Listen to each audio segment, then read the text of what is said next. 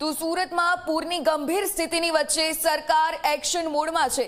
કેબિનેટની બેઠક પૂરી કરી અને મંત્રી પ્રફુલ પાનસેરિયા સુરત જવા માટે રવાના થયા છે। પ્રફુલ પાનસેરિયા ગાંધીનગરથી સીધા ગ્રાઉન્ડ ઝીરો પર જશે। તો સુરતની સ્થિતિની મંત્રી પ્રફુલ પાનસેરિયા પોતે જાતે સમીક્ષા પણ કરશે। તો સતત આ સુરતની પરિસ્થિતિ કે જ્યાં 2 દિવસથી આ ભારે વરસાદ નોંધાઈ રહ્યો છે। ફોન લાઈન પર સંવાદદાતા હિતલ જોડાયા છે। હિતલ, આપની પાસેથી જાણવા માંગીશું, સુરતમાં જે આપ ફાટ્યાની પરિસ્થિતિ, આ બધાની વચ્ચે હવે મંત્રી ખુદ ગ્રાઉન્ડ ઝીરો પર જવાના છે। શું અપડેટ્સ આપની પાસે, હિતલ? જી ઉર્મિલા, ચોક્કસ એવું કહી શકાય કે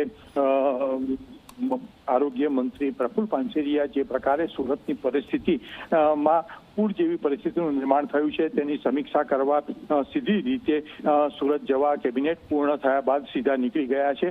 સ્વાભાવિક છે કે તેઓ સુરતમાં જઈને તેમનો મત વિસ્તાર છે એ મત વિસ્તાર અને સુરત આ બંને વસ્તુ માટે સમીક્ષા બેઠકો કરશે અને તાત્કાલિક અસરથી બચાવ રાહત કામગીરી છે, પાણીના નિકાલની વ્યવસ્થા છે અને ત્યાર પછી પાણીના નિકાલ પછી કોઈ જાતનો રોગચાળો ન ફાટી નીકળે એ માટે આરોગ્યલક્ષી જે પગલાં છે એ તમામ પગલાઓની સમીક્ષા કરશે। એટલે એવું કહી શકાય કે આજે બપોર બાદ એટલે સાંજ સુધીમાં તેઓ સુરત પહોંચીને ગ્રાઉન્ડ ઝીરો ઉપર સીધા પ્રફુલ પાનસેરિયા જશે અને તાત્કાલિકથી મુખ્યમંત્રીએ જે સંદેશો આપ્યો છે અને એ અંતર્ગત સરકાર અને સ્થાનિક પ્રશાસન વચ્ચે સંકલન કરીને પગલાઓ ભરશે। જી બિલકુલ, ધન્યવાદ વિગતો સાથે જોડાવા બદલ।